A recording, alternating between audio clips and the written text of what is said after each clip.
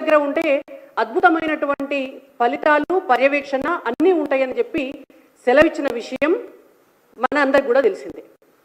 అయితే ఇవాళ ఇదే ముఖ్యమంత్రి గారిని మేము ఇదే క్వశ్చన్ అడుగుతున్నాం. అయ్యా మీరు ఎక్కడున్నారు?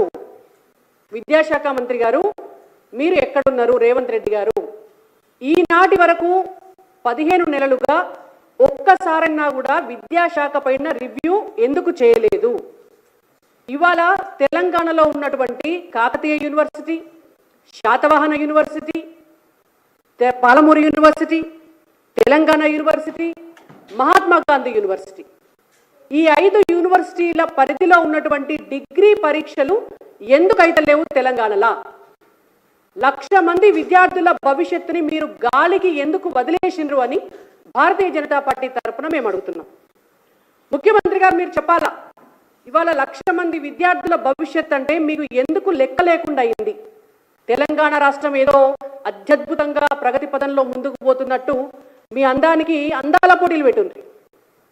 100 కోట్ల రూపాయలు ఖర్చు పెట్టుకుంటా అందాల పోటీలు పెట్టడం మీద ఉన్నటువంటి శ్రద్ధ రేవంత్ రెడ్డి గారికి తెలంగాణలో ఉన్నటువంటి విద్యార్థులు చదువుకునేటటువంటి డిగ్రీ చదువుకునేటువంటి విద్యార్థులకు పరీక్షలు పెట్టాలి, విద్యా సంవత్సరం అయిపోయింది అనేటువంటి సోయి లేకపోవడం అనేటువంటిది ఇంతకంటే దురదృష్టం, ఇంతకంటే దౌర్భాగ్యం, ఇంతకంటే నీచం ఇంకొకటి లేదు.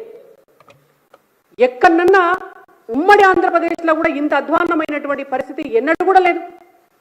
విద్యా సంవత్సరం అయిపోతుంటే విద్యార్థుల పరీక్షలు పెట్టకపోతుంటే కనీసం దానిపైన పర్యవేక్షణ చేసిండ్రా విద్యాశాఖ మంత్రి అని పేరు చెప్పుకుంటున్నటువంటి రేవంత్ రెడ్డి గారు? ఎందుకు పెడతలేరు అనేటువంటిది ఎంక్వైరీ చేసిండ్రా మీరు? కనీసం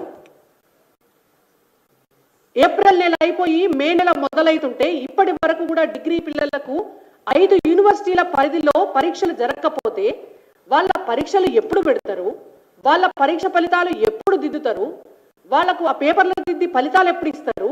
వాళ్ళు పీజీకి అడ్మిషన్ ఎప్పుడు పెట్టుకోవాలి? అంటే ఇవాళ తెలంగాణలో పుట్టిన పాపానికి, తెలంగాణలో డిగ్రీ చదువుకుంటున్నటువంటి పాపానికి, తెలంగాణలో దాదాపు 1,00,000 మంది డిగ్రీ విద్యార్థులు ఇవాళ మీ కాంగ్రెస్ పార్టీ ప్రభుత్వ వైఫల్యం పుణ్యమా అని ఒక విద్యా సంవత్సరాన్ని కోల్పోతున్నారు. అక్కడ గింత కూడా చీమ గుట్టినట్టు లేదు మీకు. దేశాలు పట్టుక తిరగాలి తెల్లారులేస్తే, ఈ పైసలు పట్టుకొస్తానం ఆ పైసలు పట్టుకొస్తానమ్మని మీ మంత్రులు తెల్లారులేస్తే హెలికాప్టర్లు వేసుకొని జిల్లాల పర్యటనలు చేయాలి. కానీ ఇలా డిగ్రీ పిల్లలకు పరీక్షలు నిర్వహిస్తలేము అనేటువంటి సోయి మాత్రం లేదు ముఖ్యమంత్రి గారికి, తెలంగాణలో ఉన్నటువంటి మంత్రివర్గానికి కూడా. ఇవాళ విశ్వవిద్యాలయాలు అనేటువంటివి విద్యార్థుల భవిష్యత్తుకు పట్టుకొమ్మలు. ఏ రాష్ట్రమైనా ఏ దేశమైనా అభివృద్ధి చెందుతుంది అంటే ఆ ప్రాంతంలో ఉన్నటువంటి విద్యార్థులకు అందరికీ కూడా నాణ్యమైనటువంటి విద్యను అందిస్తే వాళ్ళ భవిష్యత్తు బాగుంటే వాళ్ళే భవిష్యత్తుకు పునాది అవుతారు. అటువంటి పిల్లల భవిష్యత్తుని బీఆర్ఎస్ పార్టీ అధికారంలో ఉండగా మొత్తం విద్యా వ్యవస్థను సర్వనాశనం చేసి 10 సంవత్సరాలు మొత్తం కనీసం టీచర్ల రిక్రూట్మెంట్ కూడా చేయకుండా చేస్తే ఇవాళ వాళ్ళకంటే ఒక ఆకు ఎక్కువ చదివినటువంటి కాంగ్రెస్ పార్టీ నాయకులు, ముఖ్యంగా రేవంత్ రెడ్డి గారు ఒక విద్యాశాఖ మంత్రిగా 15 నెలలైనా కూడా ఫీజు రీఎంబర్స్మెంట్ బకాయిలు డిగ్రీ కాలేజీలకు చెల్లించకుండా ఇవాళ విద్యార్థుల పరీక్షలు జరగకుండా చూడాల్సినటువంటి పరిస్థితి వచ్చింది అంటే మీకు ఏం బాధ్యత ఉన్నది? మీకు ప్రజల పట్ల ఏం ప్రేమ ఉన్నది?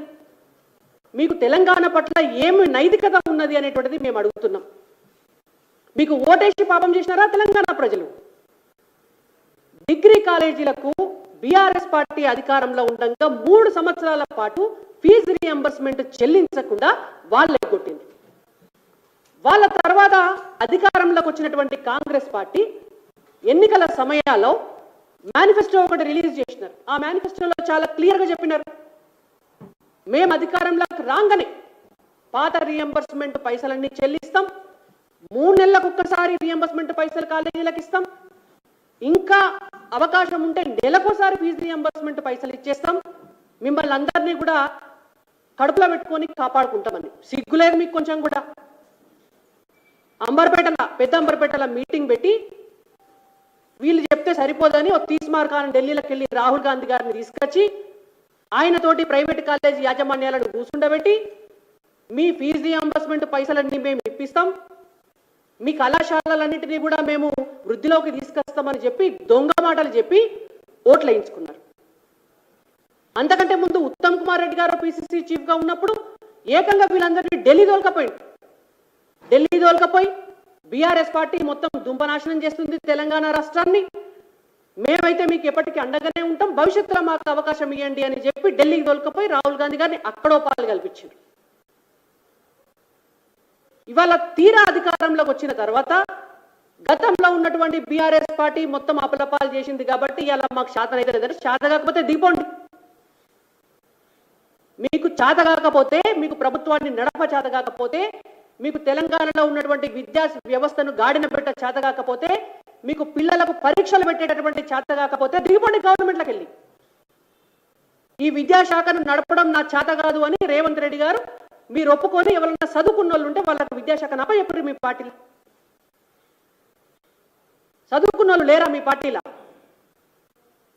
పాఠ్య పుస్తకాలు ప్రింట్ అయితే వాటి మీద పాత ముఖ్యమంత్రి పేరు వచ్చి తెలంగాణ మొత్తం డిస్ట్రిబ్యూట్ అయినా పట్టించుకునే దిక్కు లేదు మీ పార్టీలో.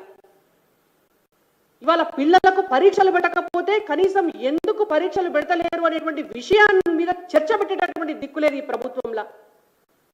1,00,000 మంది విద్యార్థుల భవిష్యత్తు గాలికి పోతుంటే ముఖ్యమంత్రి దేశాలు పట్ట తిరుగుతున్నాడు.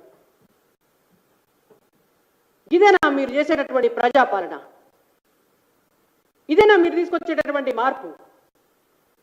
ఇవాళ గ్రామీణ ప్రాంతాల్లో చదువుకున్నటువంటి విద్యార్థులందరూ కూడా అరో రామచంద్ర అని ఎవరికి చెప్పుకోవాలనో తెలియక ఏడుస్తున్నారు. సిగ్గుమోదు చెప్పుకుంటే కాకతీయ విశ్వవిద్యాలయం 5 సార్లు పోస్ట్పోన్ అయిందా పరీక్షలు? 5 సార్ల. మహాత్మా గాంధీ విశ్వవిద్యాలయం 4 సార్లు పోస్ట్పోన్ అవుతాయా పరీక్షలు, డిగ్రీ పరీక్షలు? పాలమూరు విశ్వవిద్యాలయం 3 సార్లు పోస్ట్పోన్ అవుతాయా?